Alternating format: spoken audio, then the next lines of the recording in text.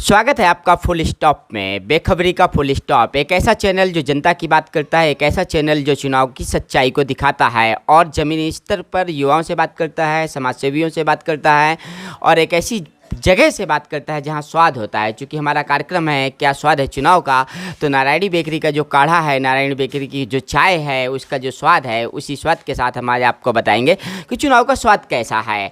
मेरे साथ नीरज बिश्रा हैं जो युवा व्यापारी हैं, समाज सेवी हैं, चिंतक हैं, और इधर मेरे साथ विवेक तिवारी हैं जो वर्तमान में भारतीय जनता पार्टी में विस्तारक की भूमिका का निर्वहन कर रहे हैं, उस संगठन के लिए काम कर रहे हैं, तो ये भारतीय जनता पार्टी का अपना पक्ष रखेंगे।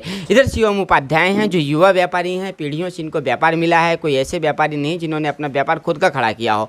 पिताजी की देन है कि आज वो युवा व्यापारी के रूप में जाने जा रहे हैं, लेकिन फिर भी इनकी अपनी क्या समझ है व्यापार को लेकर के, ये 3-4 लोगों के माध्यम से हम कुछ समझने की कोशिश करेंगे कि जो विधानसभा का चुनाव है वो क्या होने वाला है। मैं सबसे पहले आपसे जानना चाहूँगा कि क्या लग रहा है आपको, जो अभी बारिश हो रही है तो इससे कुछ लोग फ़ायदा भी बताते हैं, लेकिन कुछ किसानों का कहना ऐसा है कि अगर ये लगातार बारिश 1-2 दिन और होती है तो इससे नुकसान भी हो सकता है, और अगर नुकसान हो रहा है तो किसान किस तरह की परेशानियों में है। अब इसमें जैसे कि आज का हाल है, 2 दिन से पानी बरस रहा है, किसान अपनी फसल जो भी है धान की, 3 दिन से 4 दिन से या हफ्तों से धान की फसल लेकर यहाँ सेल करने के लिए बैठा हुआ है, विक्रय के लिए। आज की कंडीशन ये है कि सब किसान अपना फसल लेकर वापस हो रहा है, धान बर्बाद हो चुकी है, सरकार ध्यान नहीं दे रहा इस चीज़ का। हाँ, सोसाइटी में कुछ ट्रैक्टर खड़े थे, मैंने भी देखा था। और दूसरी चीज़, जैसे किसानों की सबसे बड़ी समस्या इस समय खाद वाली आ रही है, समय से खाद ना आना, किसानों की परेशानियां लगातार बढ़ रही है। ये तो हमने दिखाया था। और क्या और जैसे नोटिस आ रही हैं बैंकों द्वारा, हाँ। सरकार को सबसे पहले ध्यान देना चाहिए था किसानों के हित में। बाकी तो हर चीज़ें होनी है, लेकिन किसान हित में कोई काम ज़्यादा नहीं होते हैं। बैंकों को नोटिस जारी किया जाए, बैंकों में कागज़ भेजे जाएँ जिससे किसानों को हित मिल सके। नोटिस से जा रही है। आपकी सरकार है, आपकी सरकार कहती थी महामारी के दौर में किसी भी किसान को नोटिस नहीं जाएगी, किसानों को परेशान नहीं किया जाएगा। किसान कर्ज लिया है वो कर्ज की भरपाई नहीं कर पाएगा। जब बड़े बड़े व्यापारी टूट चुके हैं तो किसान तो वैसे भी टूटा हुआ है, तो नोटिस अगर जा रही है तो कितना बुरा असर पड़ेगा सरकार के वोट बैंक पर। देखिए, सरकार इस विषय पे चिंता कर रही है। अगर आपने बताया पहले तो मुझे नहीं ऐसा लगता कि किसी बैंक ने नोटिस भेजा है। हाँ, अगर कहीं किसी ने भेजा है और सरकार ने कहा भी है कि किसी किसान को नोटिस नहीं भेजना चाहिए, अगर उसने भेजा है तो जिस भी बैंक के अधिकारी को ने भेजा है उस पर कार्रवाई होगी। और इस चिंता का ये स्पष्ट है कि आपकी सरकार का अफसरशाही पर कोई लगाम नहीं। ऐसा नहीं है। हमारी सरकार अफसरशाही पे लगाम है और राम राज्य की स्थापना को लेकर राम राज्य पे काम कर रही है। और जैसे हमारी सरकार ने किसानों के हित में लगातार चिंता करती है, ऐसा कुछ नहीं है। जैसे नोटिस के लिए कह रहे हैं, आप कह रहे हैं नहीं जा रही है। नहीं, हमारे हिसाब से तो अभी मैं एक किसान परिवार से हूँ। अभी पिछले जो कोरोना 2019-20 का रहा, इसमें सब कोई जानता है 4 महीना बंद था सब कुछ, किसान भी परेशान, व्यापारी भी परेशान, सबके लिए समस्या। उसके 2 महीने बाद मेरी इसी ही दुकान पे मेरे घर के नाम 3 नोटिसें आई। अब आप ये बताइए, अभी कि मैं जैसे किसान खेती कर रहा है, लाखों रुपए, 50,000 रुपए अपनी खेती पर निर्भर होकर पैसा लगाता गया, अगर लगातार 4 दिन बारिश होती जा रही है, फसल सब बर्बाद होनी है, किसान उसकी भरपाई कहाँ से करेगा। किसान के पास एक उम्मीद होती है क्रेडिट कार्ड, अगर किसान उससे निकाल रहा है, फसल का इस्तेमाल कर रहा है और अगर बर्बाद हुआ तो किसान वो फसल का कहाँ से भरपाई करेगा। केसीसी का पैसा जाना ही है, हो जाता है, सही बात है। नोटिस आनी है, किसान लास्ट में उसमें फांसी लगाता है। समझिए जरा सा, अभी सरकार का ध्यान अगर आकृष्ट हो जाए और वो सीधे बैंक में बोल दें कि चुनाव तक और जब तक महामारी चल रही है कोई नोटिस ना भेजी जाए। कोई चुनावी विषय नहीं है कि सिर्फ चुनाव तक या महामारी तक। चूँकि देखिए, अभी हमारी सरकार जब हमारी सरकार रही है तो 2 साल से लगातार कोरोना रहा है, उस पर भी लगातार उसने प्रयास किया, सभी जनता को सभी जो है मुद्दों पर काम किया है। ऐसा नहीं है। अभी जैसे हमने हाल ही में कल माननीय मुख्यमंत्री जी हमारे योगी आदित्यनाथ जी ने किसानों के लिए ही बिजली का बिल 50% माफ़ करने का घोषणा किया है, तो कहीं ना कहीं हम किसानों के हित में ही सोचते हैं। ऐसा नहीं कि हम किसानों से अलग हैं, हम जनता से अलग हैं, हम उन्हीं के सेवक हैं। हमारे योगी आदित्यनाथ जी, हमारे प्रधानमंत्री नरेंद्र मोदी जी इस किसानों के हित पे बात करते हैं, ऐसा नहीं है, वो चिंता करते हैं पूरा। अगर हाँ, आपने एक चीज़ रखी है, लेकिन ये बताइए, मान लीजिए पहाड़ी ब्लॉक है, 83 गाँव यहाँ पर पड़ते हैं, ठीक है। अगर कोई भी, हाँ 83-86 जितने भी गांव हैं, अगर कोई फसल का यूज कर रहा है, बर्बाद हो रहा है, उसकी कोई चिंता नहीं है गवर्नमेंट को कि उसका ध्यान दिया जाए।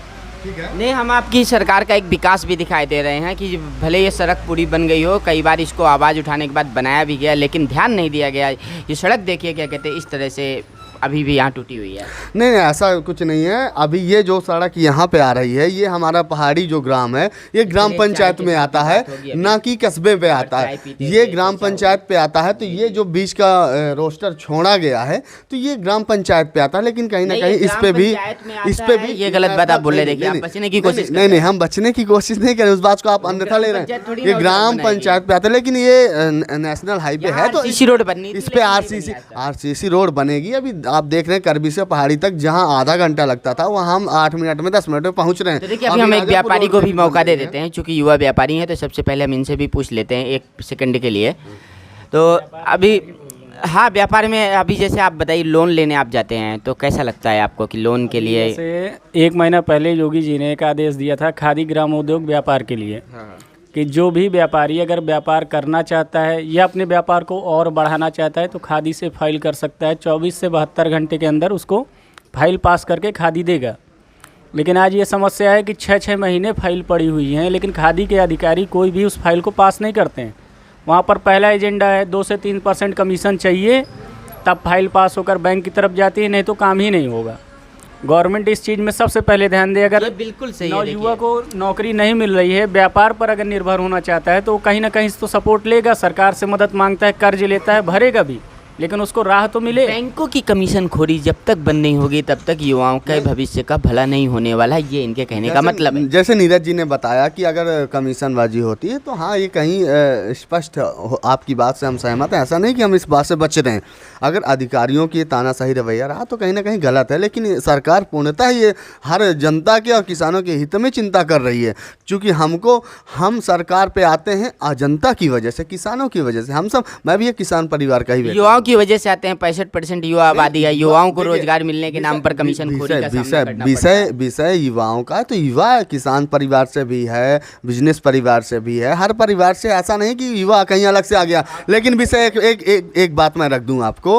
आपने कहा कि नौकरी हमने लगभग 5 लाख के आसपास नौकरी दिया। नौकरी का मतलब ये नहीं है कि सरकारी ही नौकरी हो। नौकरी का ये मतलब है कि हाँ, सरकार ने रोजगार देने का काम किया, वो चाहे जिस क्षेत्र में हो। रोजगार से भी मतलब नहीं है। कहीं भी अगर प्राइवेट सेक्टर पे भी जाते हैं तो बहुत सारे उदाहरण ऐसे हैं जिनमें 3-3 महीने से वेतन नहीं मिल रहा है। बहाना दुनिया भर के पड़े हैं। दूसरी चीज़, अगर कोई भी युवा है, मान लीजिए नौकरी नहीं करने लायक उसकी क्षमता है, या उस लायक पढ़ा नहीं, व्यापार करना चाहता है, टक्कर है, 3-3 महीने तक वेतन नहीं मिल रहा है। नहीं, देखिए ये तो ऐसा कहीं विषय है भी या नहीं भी, ये तो मुझे नहीं पता। लेकिन मैं एक विषय आपको स्पष्ट करना चाह रहा हूँ। ये देखिए, अगर 1-2 महीने या 3-3 महीने वेतन नहीं मिलता, तो कहीं ना कहीं वो जिम्मेदार है जो भी सेक्टर है, प्राइवेट सेक्टर है या। लेकिन एक बात सुनिए, हम नहीं, अभी हम कोई जानता है जिसको संविदा कहा जाता है, गवर्नमेंट वेतन देती है। कई उदाहरण ऐसे हैं जो सेमी गवर्नमेंट में 3 महीने से जॉब में लगातार अपनी नौकरी कर रहे हैं, आज भी वेतन उनको नहीं दिया जा रहा। उसका कारण क्या है? आपकी बात से हम सहमत हैं। लेकिन कोरोना महामारी चलते हुए आपका ही बिजनेस है, आपका व्यापार है, कोरोना महामारी चल रही है 2 साल से, और ये तीसरा फिर से स्टेज आने वाला है कोरोना का। तो आप तो इस चीज़ को देख ही रहे हैं। कहीं ना कहीं आपको भी देखिए, आपकी भी व्यापार में कहीं ना कहीं कमी आई है। तो ये एक समय होता है, ये कोई ऐसा नहीं भाजपा सरकार है तो कोरोना आ गया, सपा सरकार रही तो कोरोना नहीं आया, तो ऐसा नहीं है। हमारी सरकार यहाँ पर दोष है सिर्फ उसकी, आगे जो उसमें कार्यभार जिसको दिया गया है, जो करने वाला है, उस पर निगरानी नहीं की जाती है। खादी ग्रामोद्योग व्यापार को उठाने के लिए समस्याएं हैं, और दोनों पक्ष ने बढ़िया बात रखी कि क्या कहते हैं, एक समस्या और एक समाधान दोनों होना चाहिए। लेकिन अभी हम बात करेंगे कि वास्तव में अगर आप यहाँ पर बैठते हैं तो विभिन्न प्रकार के लोग आते होंगे। आपका ताज़ा सर्वे क्या कहता है कि सरकार की लड़ाई वास्तव में है या एक तरफा योगी सरकार बन रही है? इस बार सरकार की लड़ाई बहुत बुलंद तरीके से होगी, क्योंकि मेरे पास जितने भी लोग आते हैं, हर गांव से मेरे पास पूरे ब्लॉक के लोग आते हैं, बैठते हैं, और यही चुनाव की चर्चाएं होती हैं, जिसमें लोग का, किसानों का एक ही कथन है कि अगर योगी जी या मोदी जी हमको ये फ़ायदा दे रहे हैं, राशन देना, तेल देना, 500-500 रुपये दे देना, इससे किसी का घर नहीं चलना, महीने में 500 रुपये में किसी घर नहीं चलना है।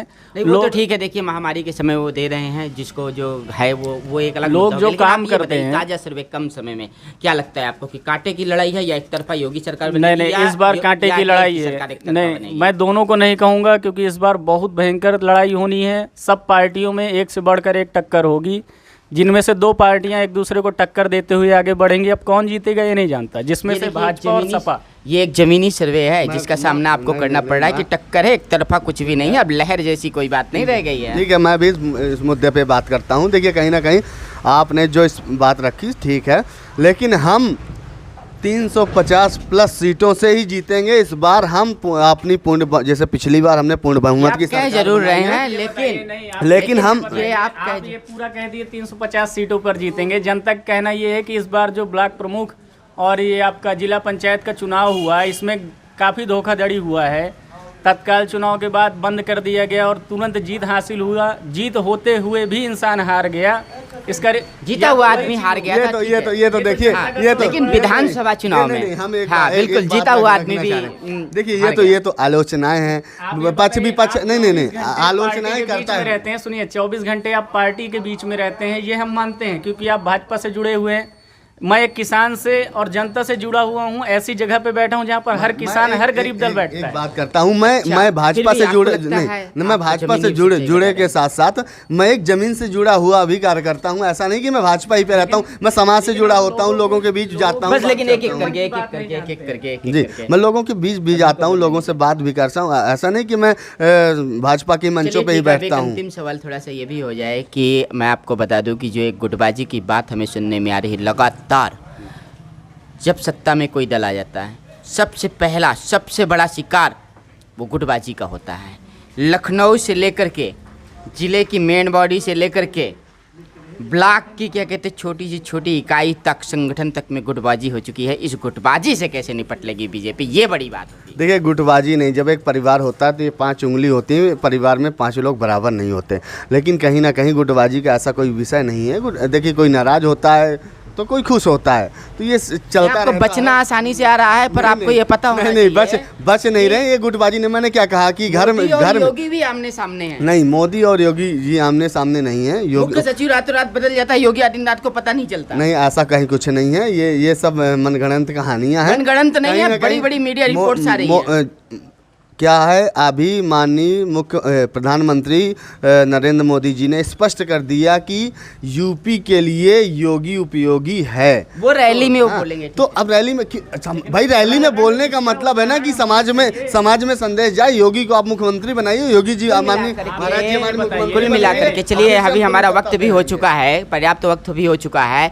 कुल मिलाकर के इनका कहने का मतलब यही है कि भारतीय जनता पार्टी के हैं और सरकार उनकी बनेगी। लेकिन आपका जो सर्वे है, आपका ज़मीनी सर्वे ये कहता है कि लड़ाई कांटे की है, लहर किसी की नहीं है। पहले जैसी लहर की योगी हैं तो जीत जाएंगे, मोदी हैं तो जीत जाएंगे, योगी मोदी के नाम पर जीत जाएंगे, ऐसा कुछ होने नहीं जा रहा है। हाँ, वो एक अलग बात है। अब जनता क्या कुछ करेगी, ये बारिश क्या गुल खिलाती है। किसानों को अगर बहुत समस्या नहीं होती है तो संभव है कि क्या कहते हैं योगी आदित्यनाथ प्रदेश के लिए भाग्यशाली मुख्यमंत्री होंगे। अगर बारिश का नुकसान बढ़ा तो सरकार के माथे पर पसीने आने तय हैं, क्योंकि तुरंत मुआवजा देना, तुरंत किसानों को रिकवरी देना बहुत मुश्किल भरा काम होने जा रहा है।